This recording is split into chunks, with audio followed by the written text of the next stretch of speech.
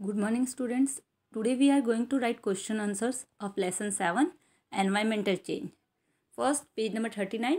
Why are the doors and windows made of glass in countries that have cold climate? तो ऐसी सारी countries जहाँ पे cold climate होता है वहाँ पे क्यों जो डोर और विंडो होते हैं वो ग्लास से बनाए जाते हैं? आंसर है due to glass window solar heat which enters the house is retained inside the house. तो अगर ग्लास के विंडो होंगे तो जो सोलर हीट जो सूरज की रोशनी जो हमारे घर में आएगी, सूरज से जो गर्मी हमारे घर में आएगी वो हमारे घर में ही रहेगी, इससे हमारे घर में गर्मी बनी रहेगी। The house get natural light during the day, और जो हाउस है हमारा उसको नेचुरल लाइट मिल सकेगी दिन के समय में। Thus window and door of house in cold region are made of glass. इसी कारण जो विंडो और डोर है हमारे हाउसेस के कोल्ड रीजन में वो ग्लास से बनाए जाते हैं। Page number 41. We know that a definite quantity of sugar और salt has to be added in vegetable और tea. What would happen if we add more sugar और सॉल्ट? हमको पता है कि हमें जब भी कोई टी बनाते हैं या कोई वेजिटेबल बनाते हैं तो उसमें एक डेफिनेट क्वांटिटी में हमें शुगर या सॉल्ट डालना चाहिए। अगर हम कभी बहुत ज़्यादा चीनी डाल दें या बहुत ज़्यादा नमक डालेंगे तो क्या होगा? सब्जी बिगड़ जाएगी, चाय बिगड़ जाएगी, या जो भी आप बना रहे हो वो खराब हो जाएगा। In the same way there is a balance of proportion of gas in the atmosphere. इसी प्रकार हमारे एटमोसफियर में भी गैसेस का एक बैलेंस है। Imagine what would happen to this balance if the proportion of carbon dioxide increase the atmosphere. आप imagine करो कि अगर ये बैलेंस बिगड़ जाए और कार्बन डाइऑक्साइड का जो प्रोपोर्शन है वो बढ़ जाए, बहुत ज़्यादा बढ़ जाए एटमोसफियर में, तो क्या होगा? आंसर है if the proportion of carbon dioxide increase in the atmosphere the average temperature of earth will rise. Carbon dioxide enhance green house effect. If that increase climate change will became more acute. अगर carbon dioxide जो है उसका proportion जो है वो increase हो जाएगा हमारे एटमोसफियर में, तो जो एवरेज टेम्परेचर है हमारे अर्थ का वो राइज हो जाएगा। कार्बन डाइऑक्साइड के कारण हमारे यहाँ ग्रीन हाउस इफेक्ट पैदा हो जाएगा और इस प्रकार जो क्लाइमेटिक चेंज है वो बहुत ज़्यादा एक्यूट हो जाएंगे, बहुत ज़्यादा इंक्रीज हो जाएंगे। What kind of residence should we have to protect ourselves from the effect of increase in temperature? हमें कैसी रेसिडेंस की ज़रूरत होती है अगर हम अपने आप को प्रोटेक्ट करना चाहते हैं जो टेम्परेचर में इंक्रीज़ हो रहा है उससे? तो आंसर है to protect our self from the effect of increase in temperature the door window and roof of our house should be constructed in such a way that they will allow enough sunlight and air into the house. तो हमारे घर के जो doors होते हैं, window होती है, roof होती है, उसको इस प्रकार कंस्ट्रक्ट करवाया जाना चाहिए, इस प्रकार बनवाया जाना चाहिए कि हमारे घर में ज़्यादा से ज़्यादा एयर और सनलाइट एंटर हो सके। सेकंड, हम अपने आप को जो बढ़ते हुए टेम्परेचर से बचाना चाहते हैं तो हम सेकंड क्या कर सकते हैं? The roof should have the slope and the roof tiles should be arrange that the roof does not gate heated. जो रूफ है, छत है हमारी, वो थोड़ी स्लोप होनी चाहिए और जो टाइल्स होती है छत पे वो भी इस प्रकार से अरेंज की जानी चाहिए कि जो हीट है वो उनके अंदर से हमारे तक ना पहुंच सके और वो जो हमारी छत है वो गर्म ना हो। थर्ड है अ chimney should be installed in the kitchen so that the smoke arising from cooking goes directly out of the house. कि एक चिमनी दी जानी चाहिए ताकि किचन में जो भी स्मोक अराइज हो रहा है, जो भी स्मोक पैदा हो रहा है जब हम कुकिंग करते हैं उसके कारण वो डायरेक्टली हमारे घर से बाहर निकल सके। Exercise question answers. Answer the following question. What is climate? Answer the average condition of rain, temperature, moisture for over 35 year in region is called climate. 35 years के अंदर जो एवरेज कंडीशन रेन की, टेम्परेचर की और moisture की रहती है उसे हम क्लाइमेट कहते हैं। क्वेश्चन 2 है what do you mean by greenhouse effect? Greenhouse effect का मतलब क्या है?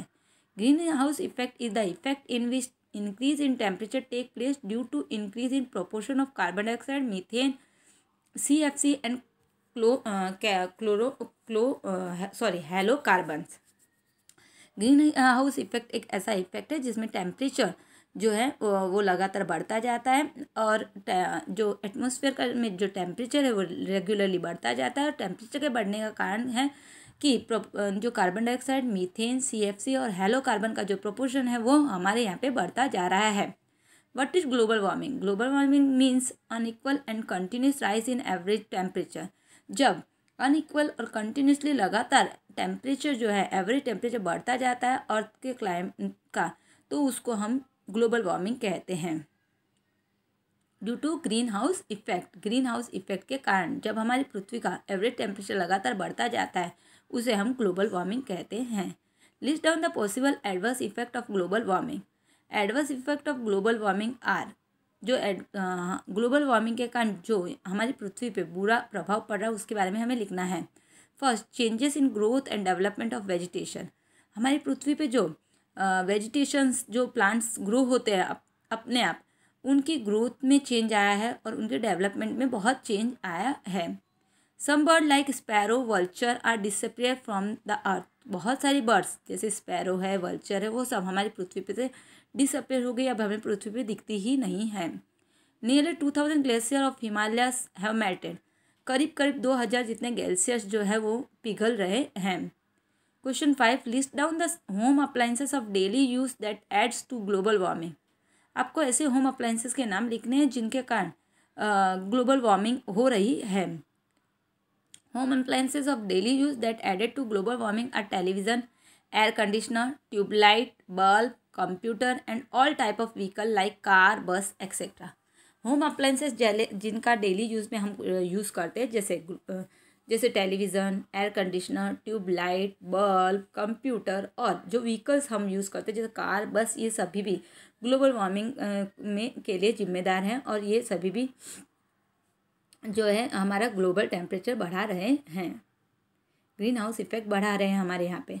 क्वेश्चन 6 है, which country hosted the last world convention to protect the environment. कौन सी कंट्री ने होस्ट किया था वर्ल्ड को प्रोटेक्ट करने के लिए जो कन्वेंशन हुआ था, last world convention to protect environment, उसको कौन सी कंट्री ने होस्ट किया था? तो the country that hosted the last world convention to protect the environment was held at कॉन्फेगन, डेनमार्क इन दिसंबर 2009। तो ये कॉन्फेगन में हुआ था डेनमार्क में दिसंबर 2009 में। Write the short note, what step should be taken to prevent global warming. आपको शॉर्ट नोट लिखना है, आपको क्या स्टेप लेने चाहिए अगर आप ग्लोबल वार्मिंग को रोकना चाहते हो। Step to be taken to prevent global warming, first, reduce the use of source which release carbon dioxide. सबसे पहले हमें क्या करना है, ऐसे सारे सोर्सेस का यूज़ करना रेड्यूस कर देना है, माने कम कर देना है, जो कार्बन डाइऑक्साइड रिलीज करते हैं। सेकेंड, अवॉइड यूजिंग प्लास्टिक, आपको प्लास्टिक का यूज़ करना बंद करना पड़ेगा। Third, afforestation and conservation of forest, आपको क्या करना है, ज़्यादा से ज़्यादा पेड़ लगाने हैं। और कंजर्वेशन, यहाँ पे ये मिस्टेक हो गई है, CONSERVATION, कंजर्वेशन ऑफ फॉरेस्ट हमें करना होगा। हमें क्या करना है, ज़्यादा से ज़्यादा पेड़ लगाने और साथ में ही पेड़ों को बचाने की कोशिश भी, जंगलों को बचाने की कोशिश करनी है। फोर्थ है कंट्रोल पॉपुलेशन, हमें पॉपुलेशन कंट्रोल करनी है। और फिफ्थ है प्रैक्टिस रेन फॉरेस्ट हार्वेस्टिंग, हमें रेन फॉरेस्ट हार्वेस्टिंग माने जो बारिश का पानी हमारी छतों पे गिरता है उसे हमें एक बड़ा सा टैंक बना के उसमें इकट्ठा करके रखना चाहिए ताकि जब बारिश ना हो तब उसका यूज़ कर सके। इस प्रकार हम लोग हमारी ये पृथ्वी को ग्लोबल वार्मिंग से बचा सकते हैं। और सेकंड क्वेश्चन जो है वो ऑमिट है। Thank you, have a nice day.